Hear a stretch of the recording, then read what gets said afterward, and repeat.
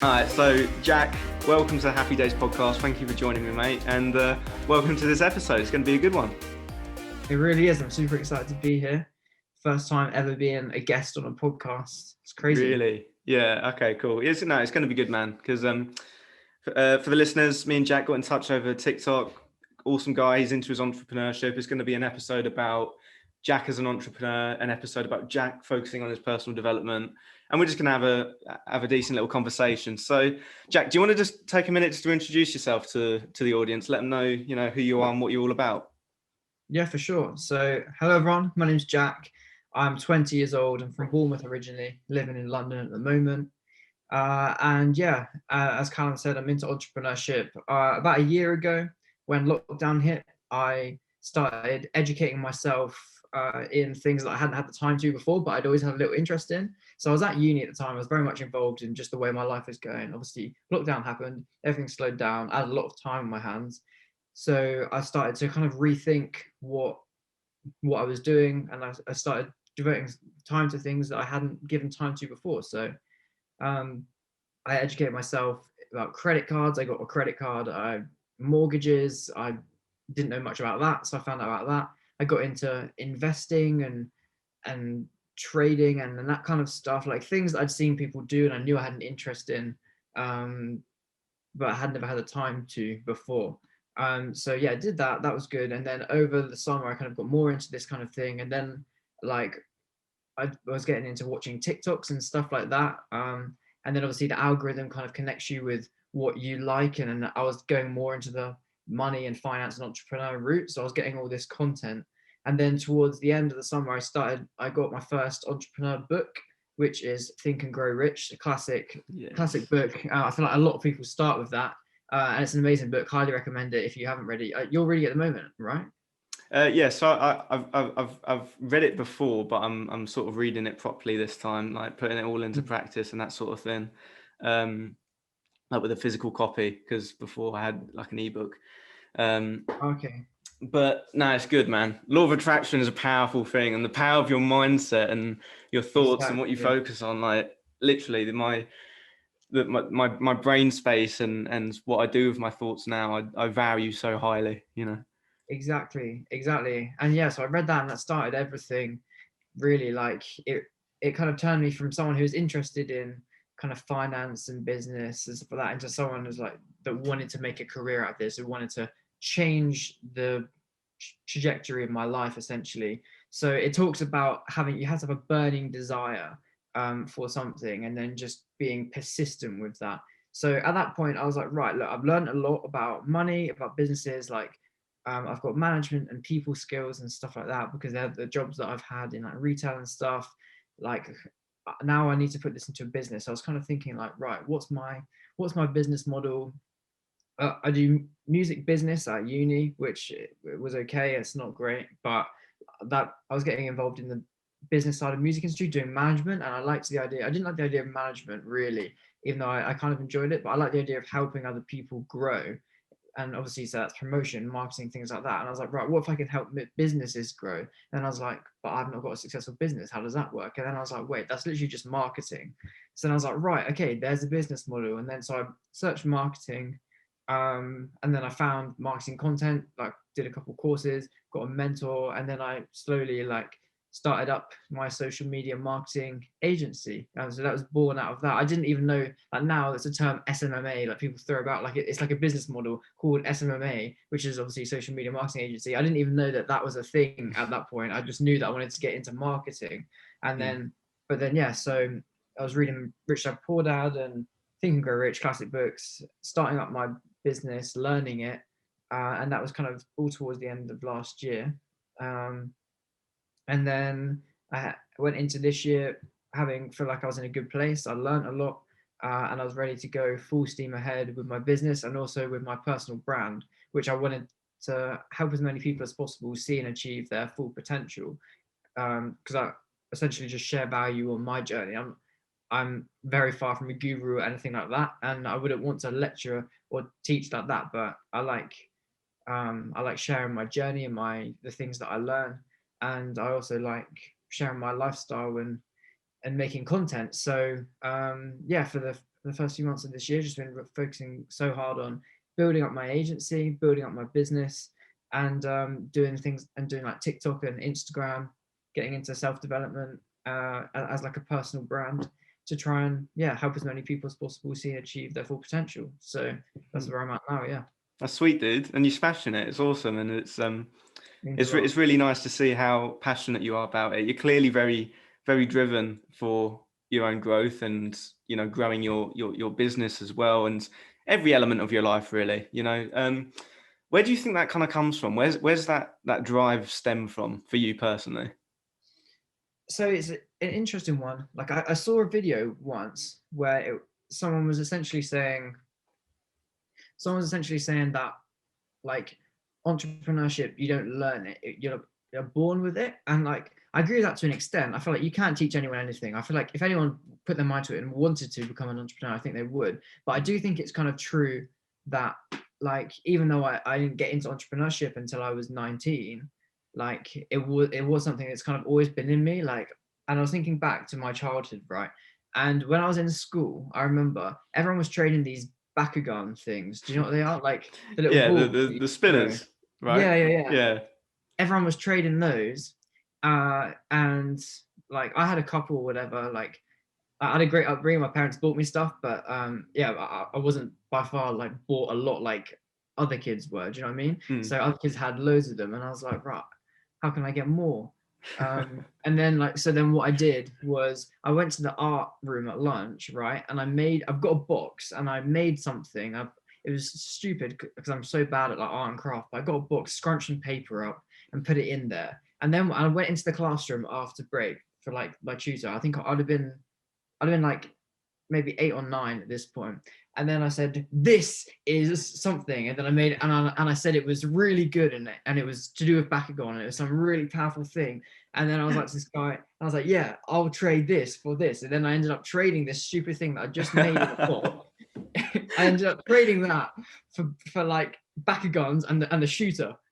And then that was and that cost real money. And then I was at the time, I didn't think much of it. I was just happy that I made a good deal. But now thinking back to that, like obviously it looks like I kind of scammed someone, but in a way, like that is entrepreneurship in its purest form. Like I made a product and I marketed it and I sold it. I mean, a little bit sketchy, but if that's what that guy deems worthy of the trade, you know, that's fair enough, isn't it? I use my sales techniques aged 9 to close the deal, and make the trade. And thinking back, like not necessarily sales or persuasion, but things like that have always kind of been in me since a child. Like I remember I had an iPod that didn't have a screen. My friend had one with a screen, and like convinced him that mine was better. I was like, yeah, you can hear the music more. You don't get distracted by the screen and all this like it's stupid stuff. But I've always kind of been like that. And like when we match attack cards, like I remember I would somehow manage to trade like worse ones for better ones by making them seem better than they were. Yeah. So you got the sales techniques to you know, boost up the price a little bit. Exactly. So yeah, I wanted to tell that little story because I find it funny myself, like just looking back like at little sparks that I had throughout my childhood. But going back to your question, like where did it come from? I feel like it's always kind of been in me. My dad's also like kind of an entrepreneur at heart as well. Like he's not neither of my parents like massively like successful business or anything. Like he's had businesses or whatever. But I feel like I kind of get some entrepreneurial traits from him. And a lot of it is just the want to do more and the want to not conform, which I've kind of always had. And as I get older, I have even more of like I just don't. My value is freedom, like, and not necessarily financially, but financial freedom, location freedom, and time freedom. And obviously, financial freedom can kind of help you with a lot of that. And the more I grow older, the more that I value that. And I personally just couldn't think of anything worse than being tied into something, tied into a job, doing something I don't want to enjoy. Like I'm a very hyperactive person, and I get bored very easily. I can't focus. Could never revise in school or anything like that. But I hyperfixate on things that I'm interested in. Yeah. Which is it's a very ADHD trait, and I say it because I've never even been for a diagnosis, but one day I might go.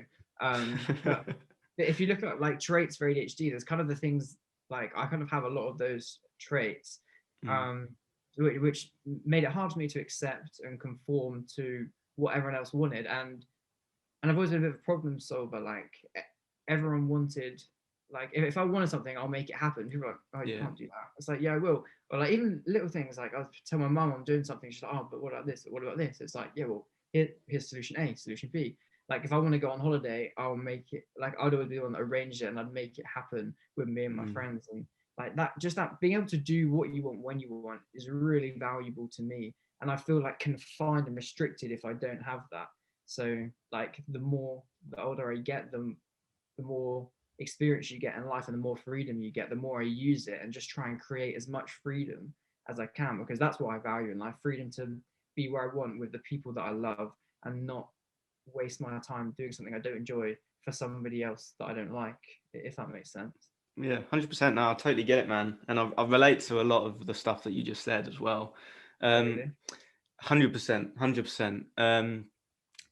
Even the ADHD part as well. Like in some ways, I've been like looking up like what are the traits of someone with ADHD, and I've been sitting there self-diagnosing myself ADHD, and everyone's saying, "No, you ain't got ADHD," but I don't know. So like, yeah, partly blame my focus on it as well. My lack of focus sometimes. Yeah, or hyper focus. You know, it works both ways, doesn't it? But exactly. You might. I saw a thing today. It was like, on TikTok, X amount of percentage of entrepreneurs have ADHD, and like it's a really high. It was actually really high. Like I don't know where they got that figure from, but I do feel like people with whether you've got it or you just have those traits, like having the traits of what like wanting that freedom and not being able to be confined and not being able to just do what you don't want and having to focus, like leans massively towards entrepreneurship, because even though obviously might end up working a lot harder, you're working for yourself and it's a life of freedom that you're building. So yeah, maybe you do have it, bro. Maybe we'll go get tested together. Yeah, we'll go together, man. Yeah.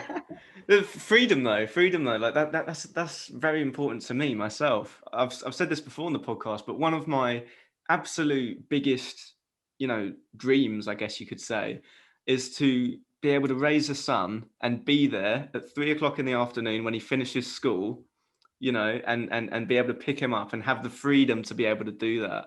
And, I knew that, working in like a 9 to 5 where you're working with someone else, putting money into someone else's pocket and doing as they say, I knew that wouldn't work out for who I am and what I aspire to be, So I guess that's, you just answered what your drive is. I guess that's kind of my drive in that likewise to you, I've got those traits, but also I know that entrepreneurship is what is going to take me to the place I want to be,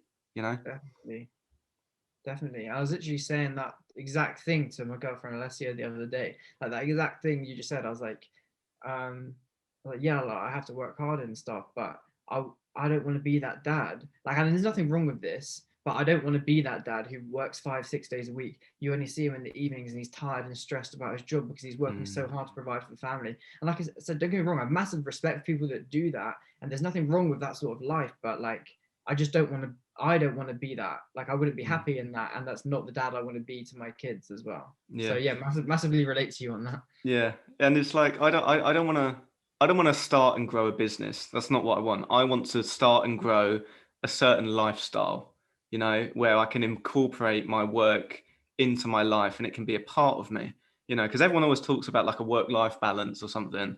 And I always feel like people talk about this because they're trying to, they have to work, but they don't want to. So they resort back to their life and they flip-flop between sort of like working in the day, coming home and trying to, live your life in limited times. Why can't we do both? Why can't we incorporate both, Yeah, for sure.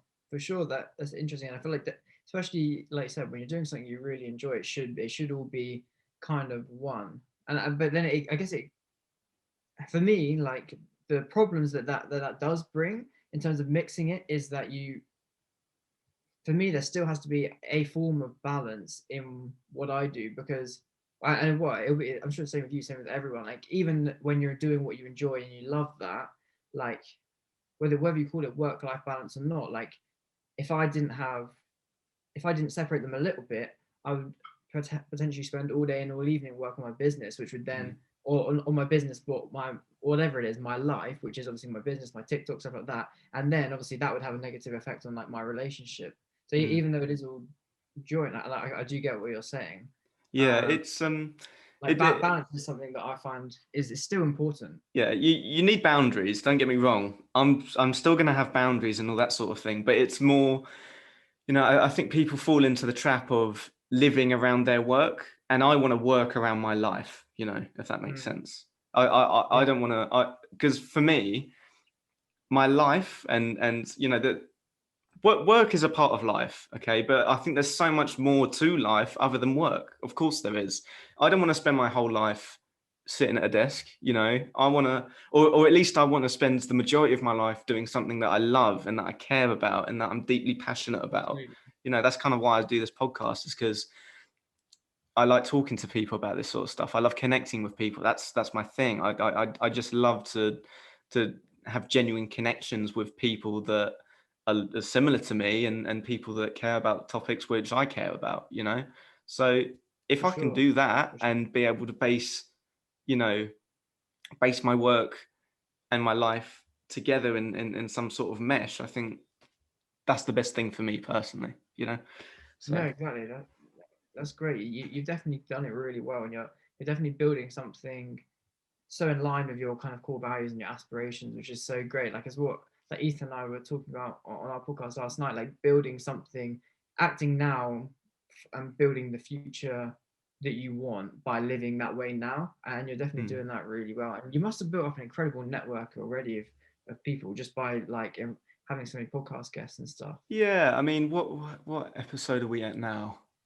Into the 60s at least, you know, 60 episodes worth, and I do, you know, a guest episode, you know, at least once every 2 weeks, you know. But I didn't start doing the guest episodes from the start, but like networking is massive for me. You know, I try and speak to as many people as I can, try and connect with as many people as I can, and see how I can help them. You know, a lot of the time I'll come to people and say, how can I help you? You know, what can I do for you? That's something that I learned from one of my guests, which I've had on recently, Pete Cohen.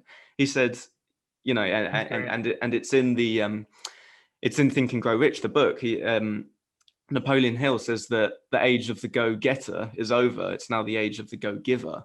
You know, people who give more will get more in return. You know, it's not about getting, it's about giving as much as you can. So that's what I do. It's one of my big goals this year, is to connect with as many people as I can and help people, add value. Yeah, no, exactly. That's really good, and I think that's literally, as people just said, it's one of the most important things that I've like learned recently as well. Like, if I think back to signing like my first clients and stuff, my agency, like the ones that I did sign were the people who I just provided the most value to.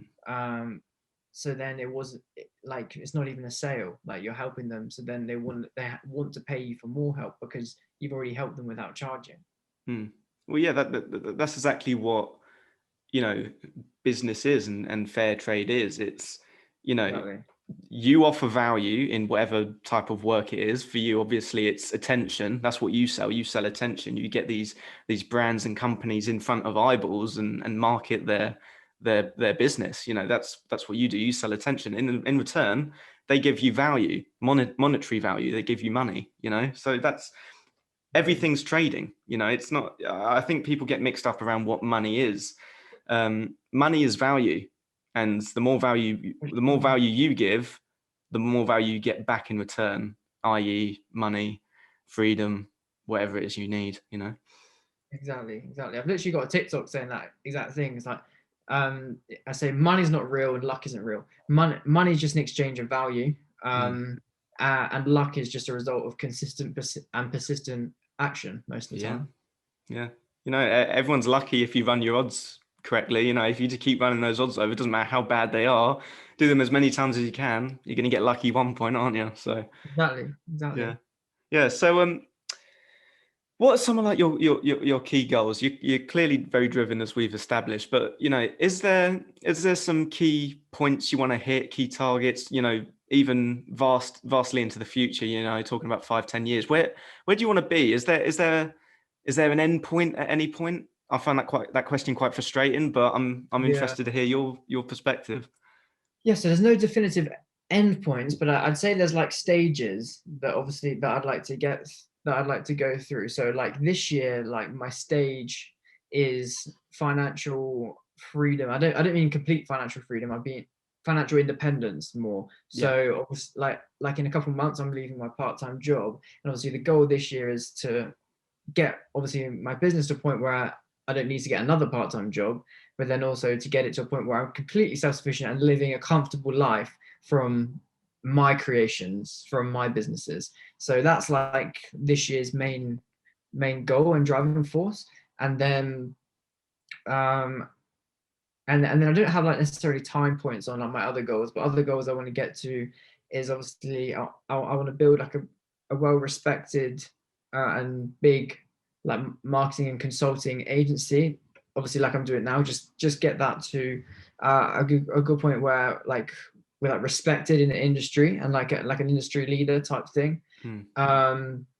But then like that's just kind of natural process. Like the important ones for me is like my most important goal after the financial independence kind of is reached is to be able to start really helping people through things like mentorship, public speaking courses and stuff like that. Hmm. Like that's like that's the point I really want to get to. And obviously, but for me, I feel like that will come when my business is at a point, because then I can leverage that. Like I built this, and I don't want to teach my business model because I feel like a lot of people teach it really well, and I enjoy the business, but I wouldn't enjoy doing the business, teaching the exact model, and just my whole life being social media marketing. Like I want to help people see and achieve their full potential, like I said, and just Hmm. kind of help encourage like positive mindset and just thinking outside the box and not caring what anyone thinks of you and stuff like that, Yeah. which is all stuff I'm doing already. But like the goal is to be able to do that with leverage, so I could, I don't, not that I want money for it, but so that I could make it like a business and a product as well. So I could obviously like sell mentorships perhaps, or sell, not, I don't know, maybe some sort of course or community, or Hmm. like my public speaking and stuff like that. Build my brand up to that point where it's that valuable that it's almost a business of itself. So Hmm. that's what I'd like to do.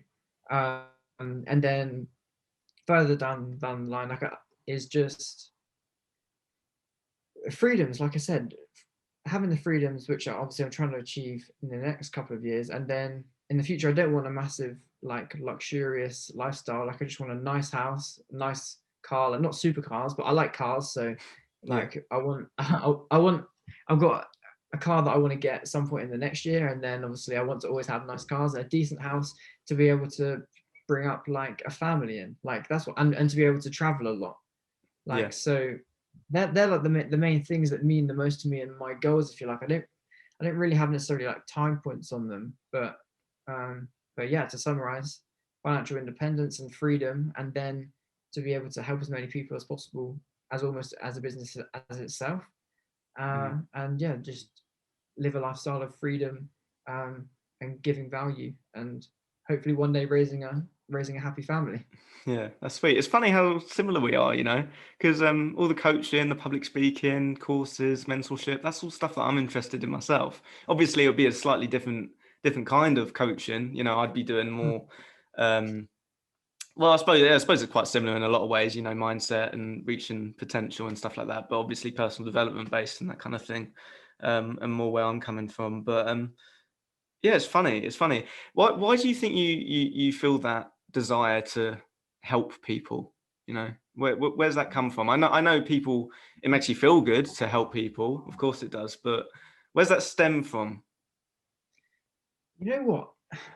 I have no idea where it kind of comes from. I think it's just natural to try and help. And like, yes, like I want to see success for myself, but I feel like money and success in yourself isn't necessarily going to give you happiness. Like, but I feel like it's just a fact. But I feel like people people realize that at different points. I feel like you and I realized that early, that the real value comes from helping people. Um, but like, I feel like a lot of people make money, or it's just when they're not happy. But like, I feel like a way to guarantee happiness and satisfaction is to help people. Like, money is just a thing. Once, like, I'm hoping that soon I'll be financially free, so money is not going to be enough. Like, I can't use money to drive me, and so obviously, I think just helping people is just an amazing driving force, and something, and like bettering other people's lives is, it's like, that's the fast lane to pure happiness, surely. Yeah. Like helping other people be happy. Like, I don't know, it's just something that kind of comes natural. Like, that's what I get the most satisfaction from. Like, like I don't do I'm not obviously a mentor to my friends and stuff like that, because I'm not in a great position where I can help loads. But like, just encouraging my friends and stuff like that, and giving little ideas, and giving a little push, that I find a lot of value from that when I see them doing well. Like, not because of what I've said to them, but because I help maybe encourage them maybe a little bit, or like, I feel like seeing where it comes from is hard to pinpoint, but helping people on a small scale, which you do naturally, I get a lot of value from. So therefore, the idea of doing that on a big scale is really exciting to me, I think. Yeah. I've always been like the the life coach of my friendship group, I suppose. Whenever anyone's ever has a problem, maybe they're struggling with a relationship, or they're suffering mentally with their mental health or something like that, I'll always be the guy that has that conversation with them, and has that sort of environment where it's okay for them to reach out to me, and I can help them. And genuinely, that makes me feel so good. If I can have a really deep and personal and, you know nice, I don't know if that's the right word, but nice conversation where they can feel like they can be vulnerable with me as their friend, that makes me feel really, really good. Really good, in that I can Sure. help them, and help them bounce perspectives, and advice, and yeah, just help them sound out all their issues, be their backboard for that. I think that makes me feel great, really good. Yeah. For sure, it really does. Like, I'm definitely the same. Like, I like to think that a lot of my friends come to me for that stuff as well. Mm, And I think, I'm glad you brought that up, because I think that's quite rare in men, mm, especially in like boys. Well, I don't know, maybe it's equal, just in boys and men. Like, it's it's very rare, obviously, with just by the way men are brought up, like, to be strong and stuff, which I encourage. Like, I do think men should be strong figures, but like, obviously, along with that, there's the massive stigma when men can't talk about their mental health, or they're considered weak. Whereas when obviously it's actually a really, really important thing. And I know that mm, this sort of stuff is covered loads in media, and it is getting better, but like, it's still natural. Like, boys, a lot of boys and men, like, would find it uncomfortable talking to each other about their problems in a vulnerable way, whereas that comes obviously quite naturally to most women.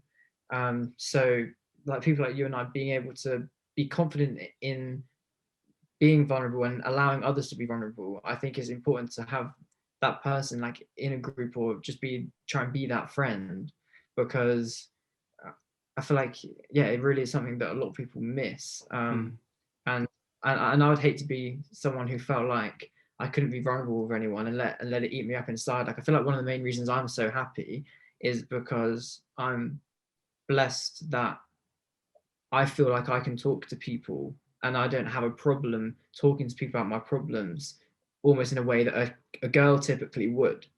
Whereas I feel like that's probably one of the reasons why a lot of men and boys are so unhappy, because they don't feel like they can talk to people, or they're embarrassed to talk to people. So it all mm. builds up inside you. So yeah, being that person who your friends can talk to is really important, I think. Yeah, I think there's that kind of pressure which guys put on themselves to be the strong one, to be strong. But the where we get it wrong as as males, is that everyone is trying to be seen to be strong, but they're not necessarily putting the work in to become strong themselves. They're valuing the external far more over the internal. And you see that everywhere in all walks of life. But again, it crops up with, being seen to be strong as, as a character, as a person. And ultimately, when you pretend to be strong on the external, but you're not necessarily strong on your internal, you're living a lie, and then that just adds further fuel to the flames, really, doesn't it? It just makes the situation worse, and it's a shame, really. It's a real shame. Let's move the conversation on a little bit now to more personal development focused side. Obviously, you're a guy who's continuously trying to work on yourself, but what does personal development actually mean to you? So I'd say is living your life as effectively as you can and making the most out of the present always. That's what personal development is to me. And the reason that's so important is because like being happy and being present, I more and more realize is the most important thing, and making the most of every moment, because that not only makes you happy now, but it's also going to build a future that you're going to be happy with. And like the only way to be happy now and be happy in the future is to take action on the things that you want to do and to do it, like, and do the things that make you happy, whether that, like I said, that could be anything. It doesn't have to be self-development, typical stuff like going to the gym or meditating. Like it could be, I don't know, whatever you like doing, like sleeping or whatever it is, but just doing what makes you happy now, or makes you, and what's going to make you happy in the future. What makes you happy yourself, Jack? So the main thing is relationships. Yeah. Like relationships with my girlfriend, my family, and my friends. Like that's the only important thing, really. Like I think that relationships are everything to me. But where I sometimes I say, like, I'm always trying to analyze why I am how I am or stuff like that, but it's hard to pinpoint. And the one thing I say and I think about is, I feel like the reason I am the way I am is because I'm very blessed to have an amazing relationship, amazing friends, and an amazing family. So I have so much stability in that side of my life, which is important. I have so much room to grow the other parts of my life. Like if I had loads of family troubles, loads of relationship troubles, like that would immerse my whole life. And whereas because I'm so stable and so happy, it gives me like leverage and time to build other things. So having a really strong relationship base allows me to have my passions and my hobbies and my enjoyments, which I can have on top of it. Like I couldn't have it instead of. If you took away my relationships, I couldn't do what I do now, because that base is so important to me. But having that there on top of that, like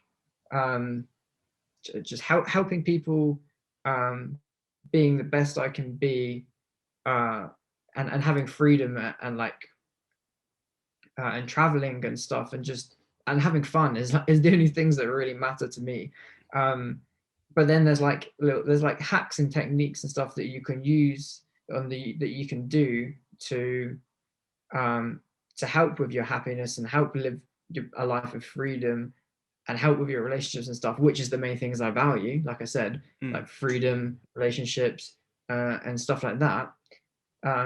So then that becomes a big part of my life. So that's why, like, I work out. That's why I run a business. That's why I try and help people. It's why I meditate. It's why I journal. It's why I do TikTok, because all this stuff, they're like little tricks, little hacks, like life hacks, if you like, which help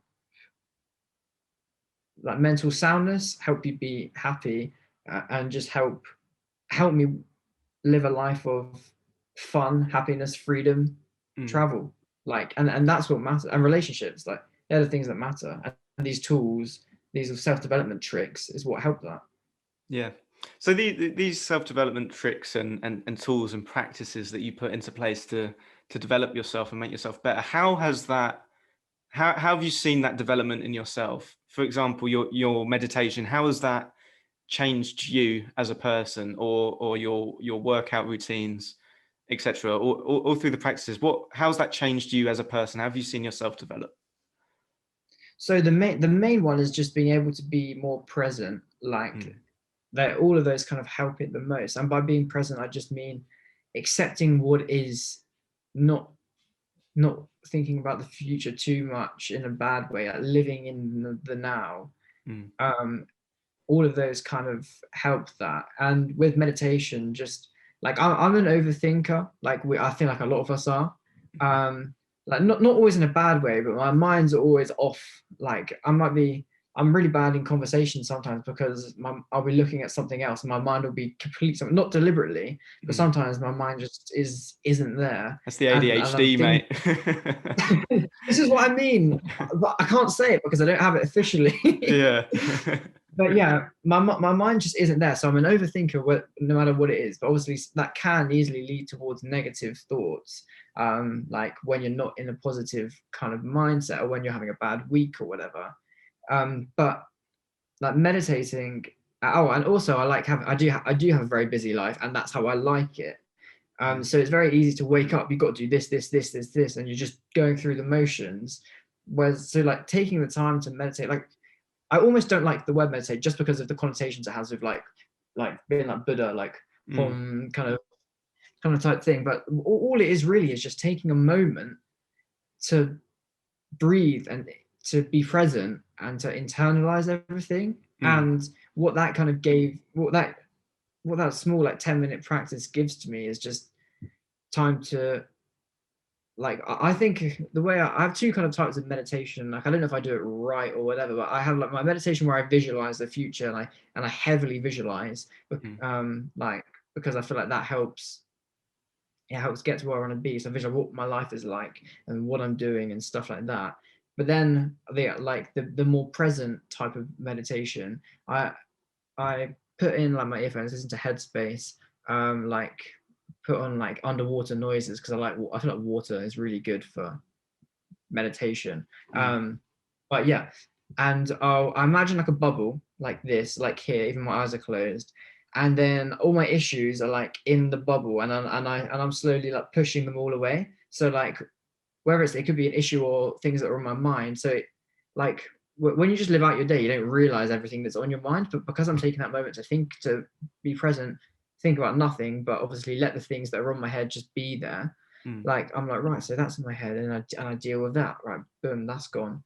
Like I've got to do this. Yep, I've planned my day, or if I haven't planned my day, it's like, right, I need to plan my day. Okay, so that's boom. And then I deal with the things that I need to deal with until my bubble is clear, and I'm moving forward with nothing allowing to pop the bubble or come into it. And then when you get, and I didn't need to do it for that long. It could even be 5 or 10 minutes. But when I get to that point, then I'm ready to stop and have a really good day and live a whole day of being present and living, like doing the things that I value, fun and freedom and relationships, because I've got rid of the things that I didn't realize were coming into my head, and now I'm present, and now I can focus on what I want to be doing, rather than letting other things affect how I live out my day, or if something's subconsciously putting me in a bad mood, which is going to affect the rest of my day and stuff like that. Yeah, meditation is powerful practice, man. Like literally, I don't think people really appreciate how much it can actually change you as a person. You know, it shifts your mindset, like you said, with the visualization.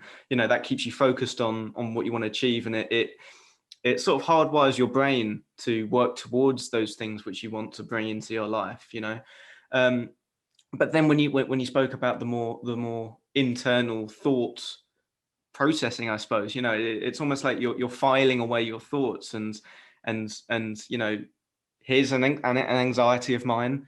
Here, let's store it over here. I recognize that it's there, but I can store it away over here, and it doesn't have to be on my mind, you know. And that's how you get to, you know, the top of your game. That's how you stay focused. I mean, you said that you do it at the start of the day. For me, what I do to start off my days, right, is I go running, and I think that's quite meditative in itself, in that it's an opportunity for me to get out of my mind and into my body. It hits the reset button on my mind, and it clears away the thoughts, you know, that I might have in the mornings, whether that be anxieties about, oh no, I've got to do this, I've got to do this, I've got to do this, or or whatever it is, whatever's going on in my life at the moment, you know. And it's really powerful. It can really, meditation can help you develop in a lot of different ways, and I don't think people recognize that. Exactly. And I feel like what you said about hitting the reset button is really important, because like the reason that I do all those things is to reset and to be present and just do the best that I can do in the now and have the best day I can, because that is what matters. So like that's the reason for all the stuff I do, is just to be able to live the best day that we can. And I'm sure you probably like kind of agree with that. And another main one that I started doing a couple months ago, like I've always kind of journaled a little bit, but I got this gratitude journal of Amazon. It's literally £4. But basically at the start of the day, you have 3 lines to fill in, and it is, today I'm grateful for, how will I make today awesome, positive affirmations. And then in the evening, there's little things that made my day, learnings from today, goals / plans for tomorrow. And there's like a quote in the middle of every day as well. And like I found that getting in the habit of putting that in every day really, really helps.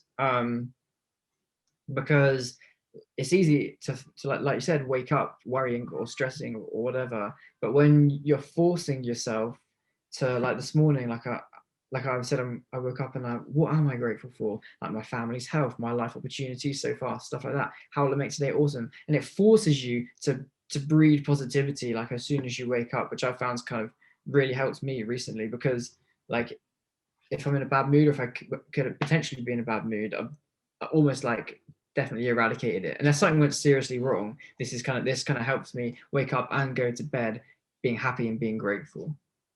Yeah. I don't think there's one particular hack to be happy. I think being happy is something you have to work on to live more positively and stuff. But Yeah. if I was to give people one thing to focus on, which is going to totally make their life far more positive and far more happy, it would be practicing gratitude. And again, another really powerful practice that you can implement into your life.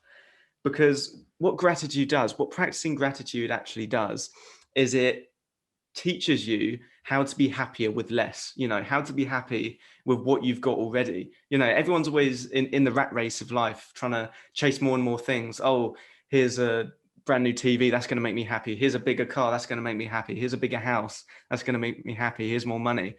No, if you can learn to be happier with what you've got right now, you know, that's a secret, right? Exactly, it really is. And that what you said there is so, it's actually so stupidly powerful. But it's hard, it's hard to internalize that, I feel like, because especially if you're not happy in the now, because it's almost like a hard pill to swallow, like that, because you kind of have to internalize and understand that you are never going to have more than what you have now. Even if you have more money or more assets or whatever it is, you've always just got yourself and like your body. You're never actually going to have any more. Like nothing really is real other than yourself and your relationships, I think.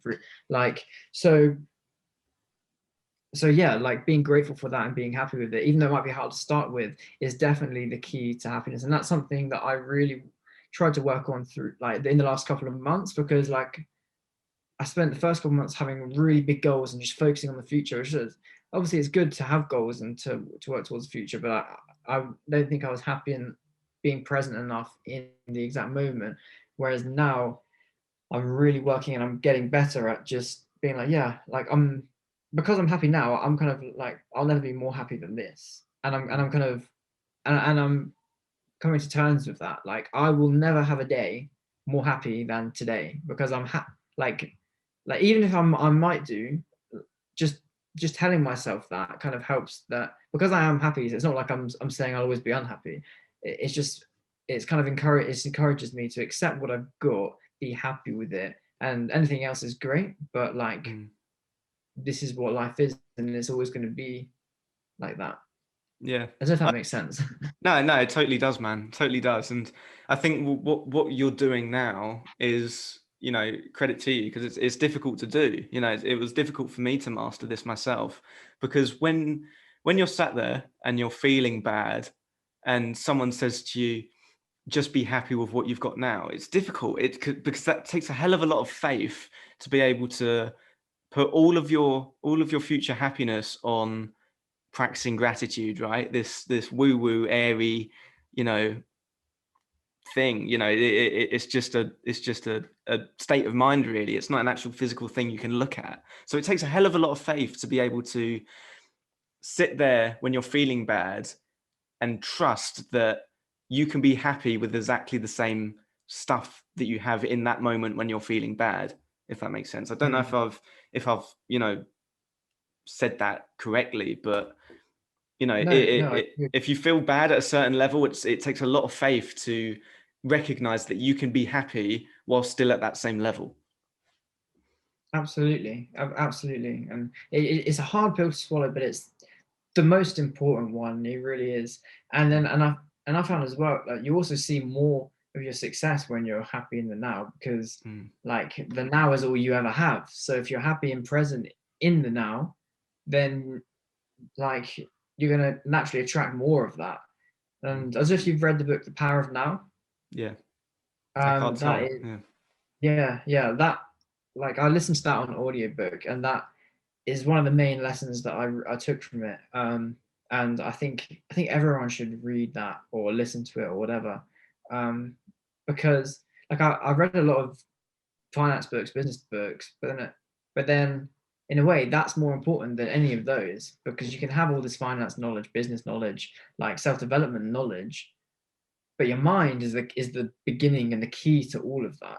So 100%. yeah, it's probably, I'm not saying it's like the best book I've ever read, but but it is good. But the things that it talks about, and the mastering your mind and being present is undoubtedly, in my opinion, the most important thing you can master.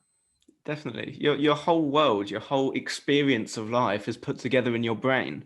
If you're not, Mm, if your brain isn't working correctly, or if you're not focusing it in the right direction, of course your life is going to seem a little bit off. You know, I use the analogy of like a film projector as life. You know, say your life is the movie and you're sitting in the audience, you're experiencing it.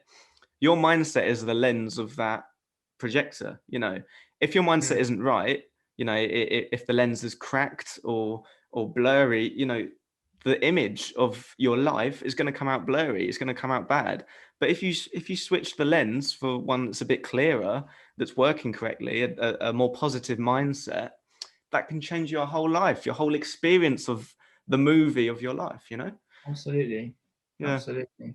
So you know, you've clearly come a long way as a young person. It's really refreshing to have these sorts of conversations with people like yourself, because for me sometimes it does seem a little bit lonely, the path that you walk as both an entrepreneur but also as someone who's working on themselves, trying to better themselves. So for other people listening to this, maybe they're younger or maybe they're not, you know, so far down their personal development journey, what would be like one key piece of advice that you'd give to them to help them work on themselves as people? I would say surround yourself with content, with content about it, because I feel like you said, it can be very lonely.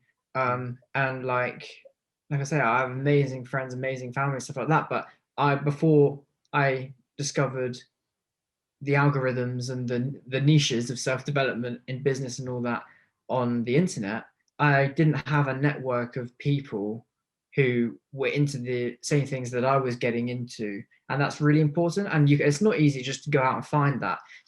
But I think if you start consuming the content around the things that you enjoy, seeking perhaps mentors and networking within that, that's like definitely the best place to start, because it kind of gets rid of loneliness. Like now, obviously, I'm lucky enough to meet people like yourself, like Ethan, who I do my podcast with. I've got a friend called Jack who runs a really successful marketing agency, and Emmanuel runs an agency. A few others. All these people are internet friends, so I've never really had before. Like, but now I've got a very, very valuable like network, because I have a group of people I can talk to who are interested in doing what I do, which defeats the loneliness. And like you said, that's a massive thing, because it's so hard to have faith in something when you don't know anyone else that's doing it. Like, and it's easy to doubt yourself. Like, if you're the only person you know who's building a business, or if you're the only person you know that's like focusing on self-development, it's like, well, no one else is doing it, so like I'm a bit of a weirdo for doing this thing that no one else does. But there are a lot of people that do it, you just might not know them personally. So yeah, my advice would be to surround yourself with the content, network with other people, and then just do whatever it is that is making you happy. And if you enjoy it, just do it, take action on it. Like, that's the best advice I can give. Just try and disregard as much as possible what anyone says to you, even if it's your friends or family. Like, if you're into business or you're into self-development, just take action and go for it, because it will, if it's making you happy now, it always will, and you just got to stick at it. So to summarize, build a network, take action, and keep listening to Happy Days with Callum Church on Apple Podcasts, Spotify, and YouTube, because that's where the content's at. And of course, follow yourself, Jack Whettingsteel on TikTok as well, because you're putting out some awesome stuff. That's good, mate. What do you think, or what do you believe brings about a happy, fulfilled life? Because that's what the podcast is about, is ultimately working towards that goal of looking back when you're 80, 90 years old, whenever it is that, you pass on, and looking back and seeing a life that was fulfilled. So what do you think brings about that achievement? I feel like maybe a few months ago, a year ago, I'd have given a much longer answer for this. But I genuinely, the more I learn and kind of grow, like the answer to this kind of question becomes even more simple. And like, it literally is just being present, having fun, and being in love with your friends, your family, and like relationships. And like, yourself, right? And yourself. That's the most important relationship in your life. And yourself. Yeah. And yourself, exactly. So loving yourself, loving your friends and family, being present and making the most out of every second, every day, and just having fun. Like that's literally it. Like that, yeah, that's literally it. Short and sweet answer though, mate. That's to be honest, I think you've hit the nail on the head really with that. So I love it. Final question before we wrap up the podcast, mate. It's a super cliche and super subjective question, which I ask everyone on this podcast because it's a lot of fun and you get a different answer every time. So Jack, do you mind telling us what's your meaning of life, mate? My meaning of life.